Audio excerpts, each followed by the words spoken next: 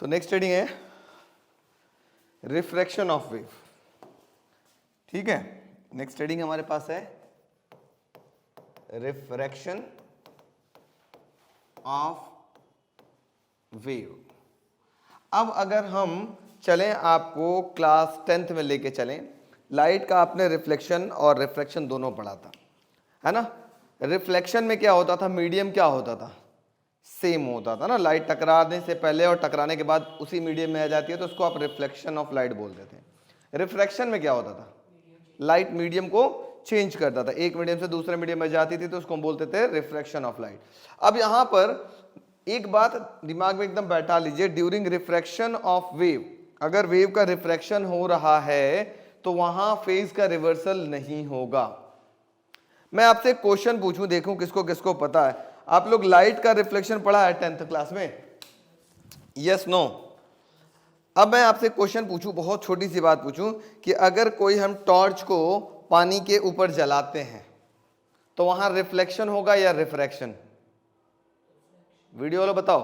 अगर हम एक टॉर्च लेते हैं और यहाँ पानी किसी कंटेनर में लेते हैं, उसके ऊपर टॉर्च जलाते हैं, तो रिफ्लेक्शन होगा या रिफ्रैक्शन? वीडियो वालों बता सकते हो आप भी, बोलो अमृता क्या होगा, रिफ्लेक्शन होगा या रिफ्रैक्शन? रिफ्रैक्शन होगा सर। रिफ्रैक्शन होगा। अच्छा सर, अगर सिर्फ रिफ्रैक्शन होगा तो जहां पे लाइट इंसिडेंट हो रही है वो दिखना नहीं चाहिए। कोई भी ऑब्जेक्ट हमें तभी दिखाई देता है जब वहां पे क्या होता है, रिफ्लेक्शन होता है। इसका मतलब जहां पे पानी गया, पानी उसके ऊपर पड़ रहा है, तो वो हमको स्पॉट दिखना नहीं चाहिए। दिख रहा है, इसका मतलब वहां क्या हो रहा है, रिफ्लेक्शन हो रहा है। इसका मतलब अगर आप किसी वाटर सरफेस पे आप लाइट इंसिडेंट करते हो तो सिर्फ रिफ्रैक्शन ही नहीं होता, रिफ्रैक्शन के साथ रिफ्लेक्शन भी होती है। ठीक है, रिफ्लेक्टेड रे अंदर चले जाते हैं और रिफ्लेक्टेड रे बाहर आ जाती है, दोनों होता है, reflection as well as refraction. ठीक है, तो इसका मतलब अगर कोई वेव एक मीडियम से दूसरे मीडियम में जा रही है तो वहां रिफ्लेक्शन भी होगी और रिफ्रैक्शन भी होगी। तो अब अगर मैं आपसे बात करूं रिफ्रैक्शन ऑफ वेव समझाने के लिए, तो ध्यान से समझिएगा। हम यहां बना लेते हैं कुछ रिजिड सपोर्ट्स। मैं 4 फिगर ऐसे बना लेता हूं, 1, इसी को कर लूंगा कॉपी। ठीक है, कौन आया भाई, इसी को हम क्लोन कर लेते हैं, 1 2 3 एंड 4। ठीक है, अब मैं क्या कर रहा हूं, ये 4 हमारे पास अलग अलग बॉडी है, थोड़ा समझने का प्रयास करिएगा। ठीक है, या इसको ना लिखो क्योंकि तुम कहोगे सर आप बाउंड्री से कनेक्ट कर दिए, ये कनेक्ट कर। हम 4 अलग अलग धागे ले लेते हैं ऐसे। एक ले लेता हूं मैं रेड कलर में, या चलो एक रेड कलर का ले लेता हूं ऐसे। ठीक, इससे एक कनेक्ट कर लेता हूं व्हाइट कलर। ठीक है, अच्छा एक बात याद रखना बच्चों, एक बहुत जरूरी चीज, ये जो मोटा वाला आपको धागा दिखाई दे रहा है ये एज अ डेंसर मीडियम मानना, और ये जो पतला वाला आपको धागा दिखाई दे रहा है इसको क्या मानना, एज अ रेयरर मीडियम मानना, है ना। एक मोटा वाला डेंसर मान लिया और पतला वाले को रेयरर, जैसे आप मीडियम में मानते थे लाइट में, एक मीडियम डेंसर होता था, एक रेयरर होता था ना। अब देखो मैं आपको अगर पीछे वाला फिगर दिखाऊं तो ये इस रस्सी के अपेक्षा ये इसका मास क्या है, ज्यादा है, तो ये रिजिड सपोर्ट कहलाएगा। और रिजिड सपोर्ट से अगर वेव टकराएगा तो क्या होगा, उसका फेज रिवर्स हो जाएगा। तो मैं अगर बात करूं यहां पर देखो, अगर यहीं पर मैं एक वेव बनाऊं ऐसे, और यहां पर भी एक ऐसे वेव बना लेता हूं। ठीक है, यहां पे एक वेव है, ये जा रहा है, ठीक है, टकराएगा, टकराने के बाद क्या होगा बताओ, ये वेव गया और टकराने के बाद क्या होगा, पहले हम इसको ऐसे ही रहने देते हैं, इसको बना लेते बस ऐसे, ये वेव ऐसे गई और इसी को मैं कर लेता हूं कॉपी। अब थोड़ा समझने का प्रयास करिएगा, ये है ए फिगर। ठीक है, अब यहां से इनको हटाते हैं हम, कहानी इनका बंद करते हैं ऐसे। अब मुझे ये बताओ, ये गया टकराएगा तो यार दोनों फिनोमिना होगा, रिफ्लेक्शन भी होगी और रिफ्रैक्शन भी होगा। मैंने बताया था ना कि सिंपली रिफ्लेक्शन नहीं होती या सिंपली रिफ्रैक्शन नहीं होता। अगर कोई लाइट किसी मीडियम पे आप इंसिडेंट करो तो वहां रिफ्लेक्शन और रिफ्रैक्शन दोनों होगा। और जैसा कि मैं आपको बता दूं कि रिफ्रैक्शन के समय जब रिफ्रैक्शन होगा तो उस समय फेज का रिवर्सल नहीं होगा। तो जैसे अगर हम बोलें ये वेव यहां से आ गया होगा, जब इसमें टकराया होगा तो कैसे गया होगा, फेज का रिवर्सल नहीं होगा, मतलब वो ऐसे ही चला जाएगा, मतलब कुछ इस प्रकार से चला जाएगा, ऐसे ये वेव गया। लेकिन हमने बोला ना कि सिर्फ रिफ्रैक्शन ही नहीं होगा, उसके साथ साथ क्या होगा, रिफ्लेक्शन भी होगा। अब बताओ इस रस्सी के अपेक्षा इसका मास क्या है, ज्यादा है, तो ये सपोर्ट कैसा कहलाएगा, रिजिड। और रिजिड सपोर्ट से अगर कोई लाइट, अभी तो रिफ्लेक्शन तो हो गया, रिफ्लेक्शन में कोई फेज चेंज नहीं हुआ, अब रिफ्लेक्शन भी होगा, तो रिफ्लेक्शन के समय अगर कोई रिजिड सपोर्ट है तो उसका फेज क्या होगा, रिवर्स हो जाएगा। इसका मतलब ये फेज ऐसे रिवर्स हो जाएगा, ऐसे वापस आ जाएगा टकरा करके। बात समझ में आई, यस या नो, वीडियो बोलो, नहीं समझ में आया तो बताओ। सिंपल सी बात याद रखो, अगर ये वेव गई इससे टकराई तो ये हो जाएगा रेयरर और ये हो जाएगा डेंसर, और जब मीडियम चेंज हो गया तो वो रिफ्रैक्शन कहलाएगा। तो यहां पर जो रेड वाले पोर्शन में हो रहा है वो रिफ्रैक्शन हो रहा है, ठीक है। इस केस में रेड वाले पोर्शन में रिफ्रैक्शन और रिफ्रैक्शन में फेज चेंज नहीं होता। अब साथ साथ मैंने बताया था रिफ्लेक्शन भी होगा और रिफ्रैक्शन भी होगा। रिफ्रैक्शन में तो फेज चेंज हुआ नहीं, अब चेक करते हैं रिफ्लेक्शन में फेज चेंज होगा कि नहीं। यस सर, क्यों होगा, क्योंकि ये आपके पास बाउंड्री किस तरह से कहला रही है, एक रिजिड बाउंड्री की तरह से कहला रही है, और जब भी कोई वेव रिजिड बाउंड्री से टकराती है तो उसका फेज क्या हो जाता है, रिवर्स हो जाता है। तो ये केस नंबर 1 हुआ। अब मैं बी पार्ट चलता हूं। बी देखो, अभी तो किधर से किधर जा रही थी, पतले वाले को रेयरर मान लो और मोटे वाले को क्या मान लो, डेंसर। मतलब वेव रेयरर से डेंसर जा रही थी तब ऐसा हो रहा है। अब मैं बोलूं अगर कोई वेव डेंसर से रेयरर जाए तो क्या होगा, उसका भी केस ले लेते हैं। मतलब पहले हम ले लेते हैं रेड ऐसे, और उसके बाद हम ले लेते हैं व्हाइट, सॉरी व्हाइट पतला होगा, व्हाइट। अब रेड वाले में क्या होगा, एक वेव जा रही है, मतलब अब लाइट किधर से जा रही है, डेंसर से जा रही है, डेंसर से किधर, रेयरर की तरफ, ठीक है। अब फिर से दोनों फिनोमिना होगा, मैं फिर से बना लेता हूं, ये हो गया रेड और ये हो गया, और सॉरी ये हो गया व्हाइट। अब बताओ फिर से रिफ्रैक्शन होगा, रिफ्रैक्शन अब किस में होगा, व्हाइट वाले में, क्योंकि अब ये तो डेंसर हो गया, अब दूसरे वाले मीडियम में जाएगा तभी तो रिफ्रैक्शन कहलाएगा। रिफ्रैक्शन में कोई फेज का रिवर्सल नहीं होगा, मतलब ऊपर से आया तो किधर जाएगा, ऊपर से ही चला जाएगा। रिफ्रैक्शन में कोई फेज का रिवर्सल नहीं हुआ, ऐसे ही चला गया। लेकिन अब रिफ्लेक्शन भी होगा, रिफ्लेक्शन रेड वाले में होगा, पहले वाली बार में रिफ्लेक्शन होगा, दूसरे वाले बार में रिफ्रैक्शन होता है, ठीक है। अब जल्दी बताओ, अब इसके लिए ये कौन सा सपोर्ट है, रिजिड या रिजिड है या ओपन, ओपन बाउंड्री है, ओपन बाउंड्री है। क्यों बाउंड्री सर ओपन है, क्योंकि देखो इसकी अपेक्षा इसकी मास क्या है, कम है। उसी तरीके से अगर देखा जाए इस मोटे वाले रस्सी की अपेक्षा इसकी मास क्या है, कम है, तो ओपन बाउंड्री। और ओपन बाउंड्री से अगर कोई वेव टकराती है, आती है और जाती है तो कैसे फेज में रहती है, दोनों का फेज क्या होता है, सेम। इसका मतलब यहाँ जो रिफ्रैक्शन हो रहा है, यहाँ जो रिफ्रैक्शन है उसका फेज कैसा होगा बेटा, फेज हो जाएगा सेम। उसी फेज में ये वेव क्या होगी, वापस चली जाएगी। इसी फिनोमिना को हम क्या बोलते हैं, रिफ्रैक्शन ऑफ वेव। समझ में आ गया, तो लिख लो, पहले स्टेटमेंट लिख लो, उसके बाद ये बनाना। During refraction of wave, during refraction of wave,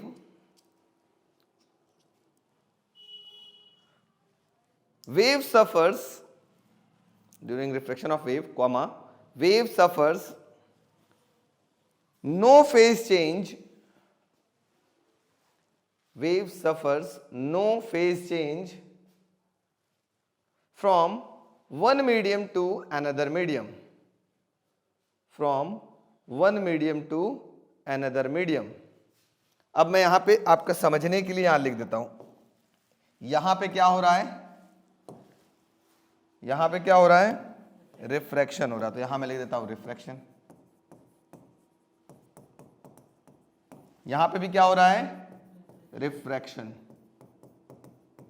आपको समझने के लिए लिख देता हूं, इधर क्या हो रहा है, रिफ्लेक्शन। ब्रैकेट में लिख देता हूं, यहां भी क्या हो रहा है, रिफ्लेक्शन। समझ में आ गया? तो आपको समझ में आ जाए कि रिफ्रैक्शन कहां पर हो रहा है और रिफ्लेक्शन कहां हो रहा है। फटाक से नोट कर लीजिए।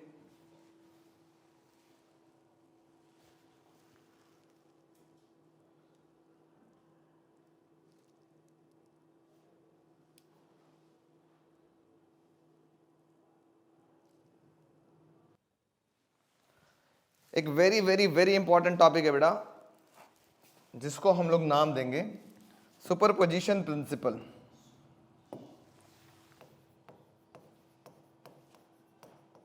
सुपरपोजिशन प्रिंसिपल बहुत इंपॉर्टेंट, ठीक है, या प्रिंसिपल ऑफ सुपरपोजिशन भी इसको बोला जाता है, या सुपरपोजिशन प्रिंसिपल बोला जाता है। ध्यान से सुनो, ये होता क्या है, एग्जाम्पल समझने का कहानी बस समझो। सब बच्चे सुनेंगे, लिखेगा कोई नहीं। सपोज करो एक बस है, ये एग्जाम्पल हम हमेशा देंगे, 12th में आओगे बार बार ये सुपरपोजिशन प्रिंसिपल 12th में भी आएगा, है ना। सो हम यही एग्जाम्पल वहां भी देंगे, एक ही एग्जाम्पल से मेरा काम चल जाता है, बार बार एग्जाम्पल बदलने की जरूरत नहीं है। तो एक एग्जाम्पल देते हैं, सपोज करो एक बस खराब है और वो बस धक्का देने पे चलेगी। जैसे होता है ना, कुछ बस धक्का देके स्टार्ट किया जाता है, तो बस को धक्का देने पे स्टार्ट होगी। बस में 100 लोग बैठे हुए हैं, ठीक है। तो उसमें से एक लोग निकल के आए, कहा हम बस का धक्का दे दे, स्टार्ट हो जियो, चला बैठा लोग, तू लोग आया, धक्का दिया, बस स्टार्ट होगी क्या, थोड़ा भी चलेगी क्या, नहीं चली। अच्छा, वो थक हार के आके बैठ गया अंदर। फिर दूसरा वाला मिला, करा रहे वो क्या कर पाया, फलाने कोई भी नहीं करता, देखो हम मारेंगे धक्का स्टार्ट हो जाएगा। वो भी आया, खूब दम लगाया, लेकिन कुछ हुआ, फिर से स्टार्ट नहीं हुआ। तीसरा ऐसा ही आया, उसने भी धक्का लगाया, कुछ हुआ नहीं। बारी बारी से 100 ने आकर के धक्का लगा लिया, कोई असर हुआ नहीं हुआ, मतलब बस में कोई रिजल्ट नहीं दिखाई दिए। फिर बुद्धि खुला सुबह को 12 बजे के बाद। बुद्धि कब खुला, हाँ, क्योंकि उसमें कौन बैठे थे, हाँ तो उन्होंने क्या किया, उन्होंने क्या किया, सब के सब कहेंगे अब सब लोग मिलकर के चला जाए बाहर और एक साथ धक्का लगाया जाए, तो देखा जा सकता है कि चलने लगे। तो सब के सब बाहर निकले और धक्का लगाए, सबने थोड़ा ही थोड़ा धक्का लगाया, लेकिन बस के अंदर अब कुछ रिजल्ट दिखाई दी क्या, यस सर। इसी को कहते हैं सुपरपोजिशन प्रिंसिपल। मतलब क्या हुआ, हमने भी बस को धक्का लगाया, इन्होंने भी धक्का लगाया, इन्होंने भी धक्का लगाया, इन्होंने भी धक्का लगाया, मतलब मेरा फोर्स, इनका फोर्स, इनका फोर्स, सबके फोर्स का सम किसके बराबर हुआ, रिजल्टेंट फोर्स के बराबर हुआ। यही क्या कहलाता है, सुपरपोजिशन प्रिंसिपल। अब सिर्फ फोर्स से ही नहीं जोड़ा जाता, कुछ भी चीज जोड़ सकते हैं, ठीक है। प्लीज बात सुनो बेटा, बहुत बहुत इंपॉर्टेंट बात। अब जैसे सुपरपोजिशन प्रिंसिपल क्या होगा, यहां पर जो आपको पढ़ना है वेव में, सपोज करो ये आपके पास एक वेव है जिसका डिस्प्लेसमेंट जो है वो है y, इसका डिस्प्लेसमेंट मान लो y1 है, इतना ऊपर तक गया मैक्सिमम। दूसरा कोई एक वेव है ऐसे,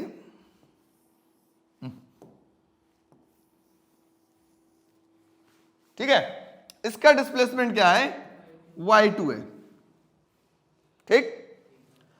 अब मैंने क्या किया, इन दोनों को एक दूसरे के ऊपर ऐसे सुपर इंपोज कर दिया, ऐसे रख दिया, ऐसे रख दिया, ठीक है। ध्यान समझिएगा, इन दोनों को इसके ऊपर क्या किया, सुपर इंपोज किया। अब क्या होगा, जो नया वेव मिलेगा, अब कोई नया वेव तो फॉर्म होगा ही होगा, उस नया वेव का डिस्प्लेसमेंट क्या होगा, उस नया वेव का डिस्प्लेसमेंट इन दोनों के डिस्प्लेसमेंट के सम के बराबर हो जाएगा। ऐसे ऐसा होगा ना, इन दोनों को जोड़ दो, मतलब ये हो जाएगा, जो y होगा वो किसके बराबर होगा, y1 प्लस y2 के बराबर हो जाएगा। किसके वजह से हुआ, अकॉर्डिंग टू सुपरपोजिशन प्रिंसिपल, कि पहले का डिस्प्लेसमेंट, दूसरे का डिस्प्लेसमेंट, अगर 3 वेव होता तो तीसरे का डिस्प्लेसमेंट, अगर 4 वेव एक साथ सुपर इंपोज होते तो चारों का वेव का डिस्प्लेसमेंट रिजल्टेंट डिस्प्लेसमेंट के क्या होता, बराबर होता। ये कौन कहता है, सुपरपोजिशन प्रिंसिपल, या प्रिंसिपल ऑफ सुपरपोजिशन। समझ में आ गया? तो चलो फटाफट स्टेटमेंट देखो झटपट। The principle of superposition, the principle of superposition of wave, the principle of superposition of wave states that, the principle of superposition of wave states that when a number of waves travels, when a number of wave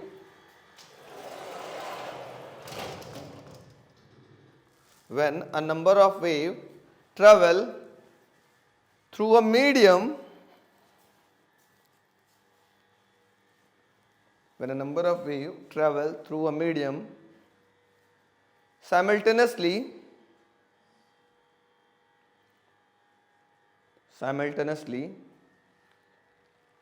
the resultant displacement of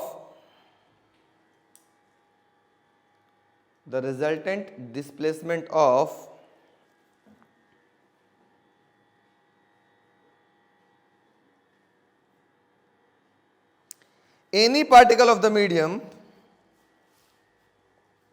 the resultant displacement of any particle of the medium at any given time,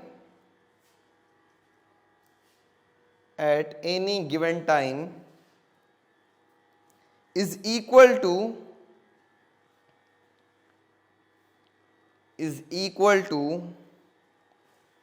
the algebraic sum of,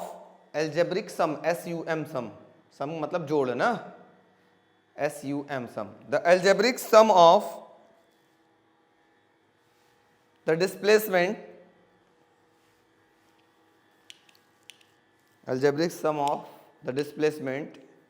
due to the individual waves,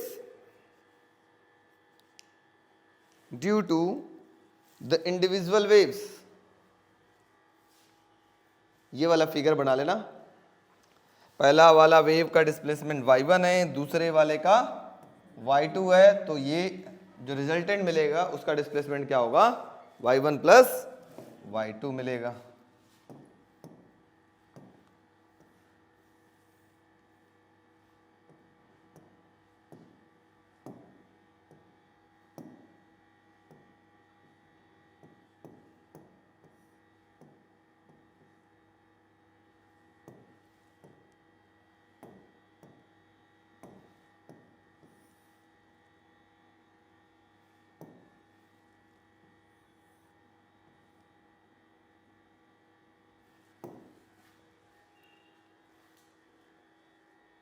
हो गया?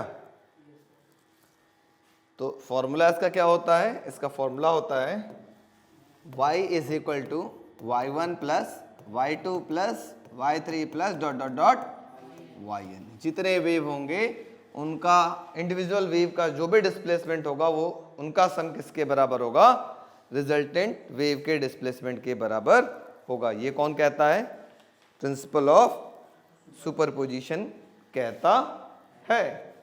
अब आगे हम लोग चलते हैं, तीन चीजों के बारे में हम लोग पहले बात करेंगे, और जो तीनों बात कर रहे हैं तीनों ही इंपॉर्टेंट है, तीनों में से एक न एक एग्जाम में जरूर आता है, कंफर्म। ठीक है, यहां तक हो गया, वीडियो वाला हो गया आप लोग का? सर ट्रैवल थ्रू मीडियम की बात किया था।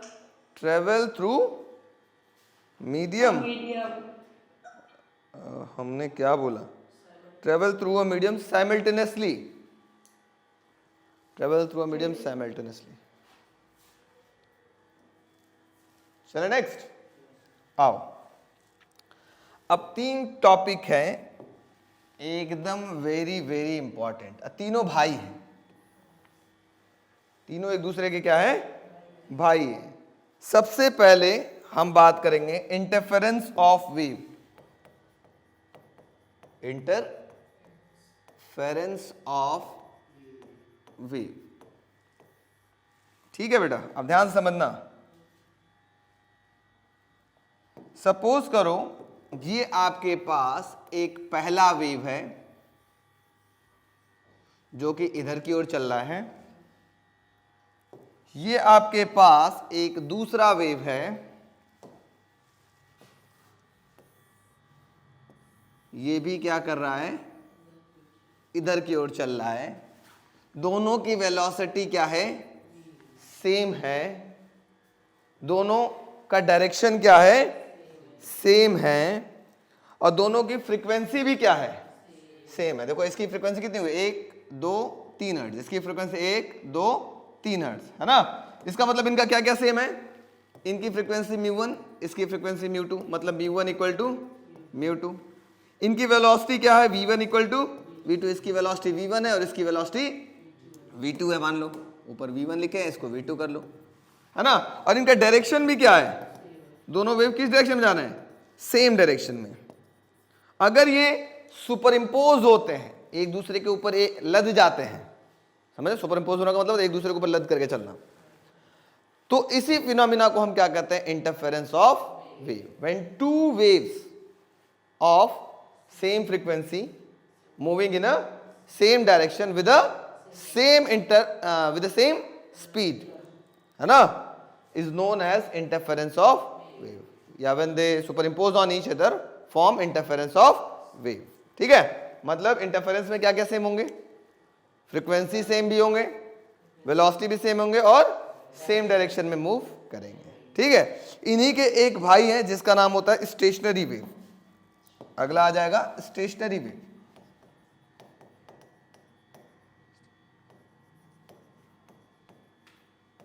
समझना, इसमें क्या होगा, 1 2 3 मान लो। ठीक है, एक वेव है, वो इधर चल रहा है विद वेलोसिटी v1, फ्रीक्वेंसी μ1। ठीक है, दूसरा एक वेव है, 1 2 3। ठीक है, ये है, इसकी वेलोसिटी, ये इधर चल रहा है विद वेलोसिटी v1, फ्रीक्वेंसी है μ2। मतलब अब क्या है, अब दो वेव है, दोनों की फ्रीक्वेंसी क्या है, सेम है, दोनों की वेलोसिटी क्या है, सेम है, बट दोनों अपोजिट डायरेक्शन में मूव कर रहे हैं,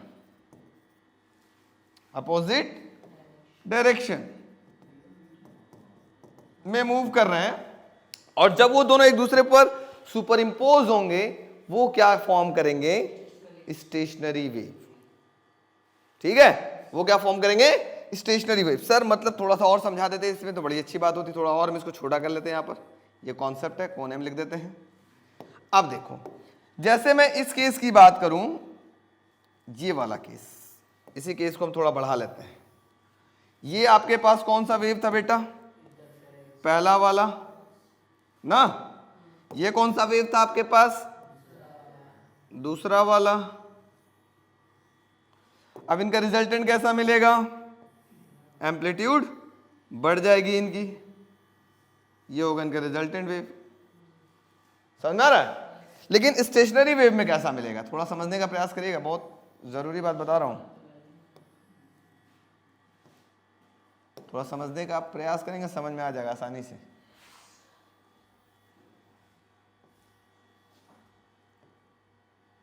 ठीक है, अब देखो इसमें क्या होगा,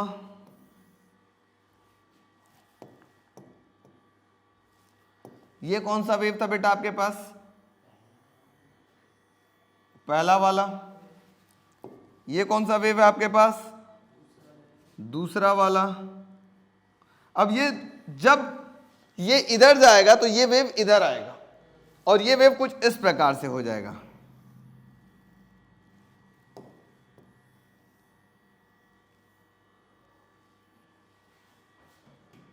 ठीक है, जब ये इधर चला होगा तो ये इधर आएगा, शिफ्ट होगा और ऐसे सुपर इम्पोज होगा। और इनका रिजल्टेंट वेव कितना मिलेगा बच्चों, वो ये मिलेगा, कुछ भी नहीं, खत्म, एम्पलीट्यूड एकदम कम। तो ये स्टेशनरी हो गया, रुक गया। स्टेशनरी मतलब होता क्या है, रुक जाना, सिंपल सी बात है कि नहीं। तो इसको बोलते हैं स्टेशनरी वेव। तो इंटरफेरेंस ऑफ वेव में क्या होगा, when two waves of same frequency, हाँ, having same velocity moving in same direction superimpose on each other called interference of wave। Stationary wave क्या होगा? When two waves of same frequency, same velocity but moving in opposite direction superimpose on each other form stationary wave. अब इन्हीं के तीसरे भाई है जिनका नाम होता है, देखो तीसरे भाई का नाम है बीट्स। बीट्स, ठीक है। बीट्स क्या होगा? दो वेव होंगे, फिर से देखते हैं। ये पहला वेव, ठीक है, इस डायरेक्शन में जा रहा है विथ वेलोसिटी v1 और फ्रीक्वेंसी क्या है? v1। थोड़ा समझने का प्रयास करेगा, ये खतरनाक चीज है। और ये दूसरा वेव है, ठीक है, वेलोसिटी क्या है? v2। ये भी उसी डायरेक्शन में जा रहा है बट इसकी फ्रीक्वेंसी क्या है? μ2 है। इसमें क्या दिख रहा है? दो वेव तो है, दोनों की फ्रीक्वेंसी अलग है, स्लाइटली डिफरेंस है, बट दोनों का वेलोसिटी क्या है? सेम है, और दोनों सेम डायरेक्शन में मूव कर रहे हैं, बट फ्रीक्वेंसी कैसा होगा? Frequency is slightly different.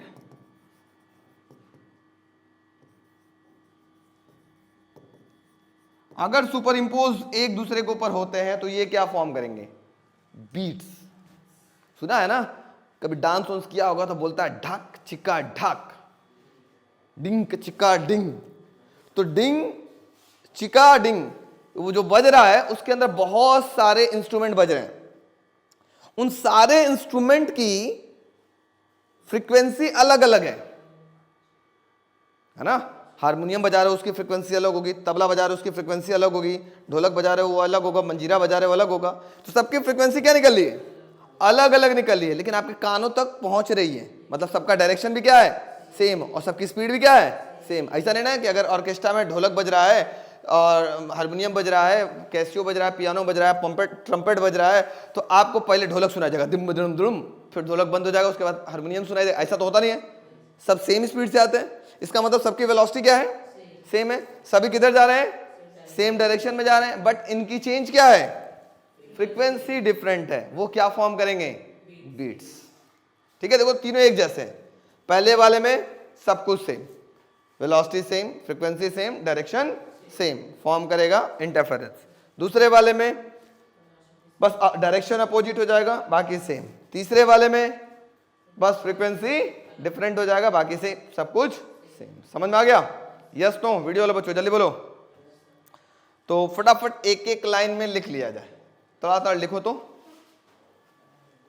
सबसे पहले ऐसे ही लाइन खींच लो, एक तरफ इंटरफेरेंस ऑफ वेव, उसके बारे में लिख लो। when two waves of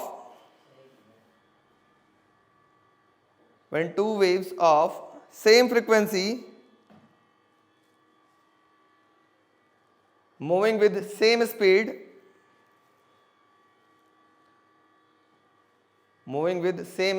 in a same direction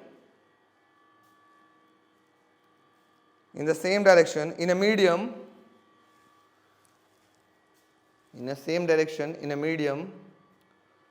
superpose, superpose,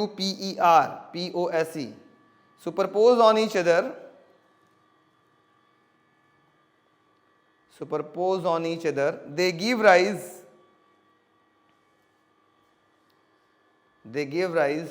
to a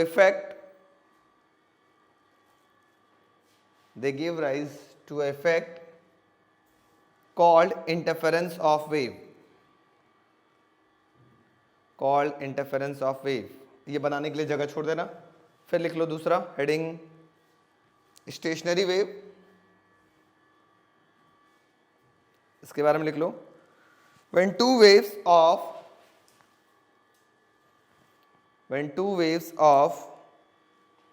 same frequency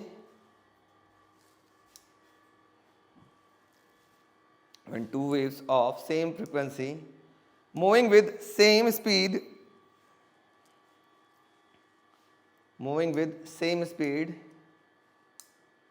in opposite direction in a medium in opposite direction in a medium superposed on each other,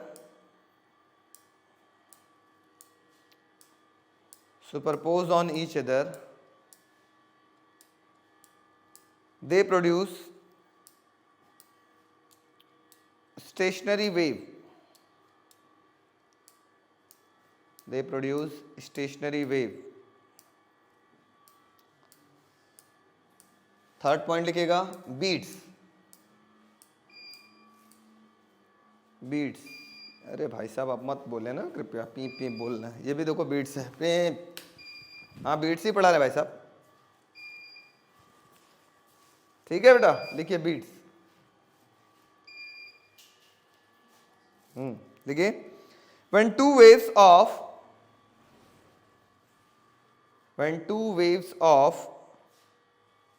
slightly different frequencies,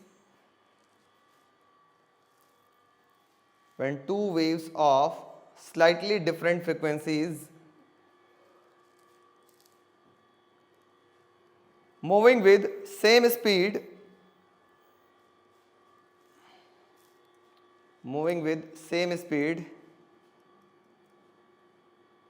in the same direction in a medium,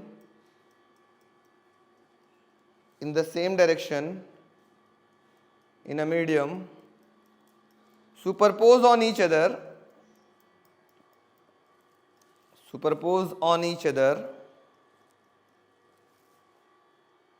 they produce beats. अब फटाफट तीनों का तीनों में diagram बना लो जल्दी से.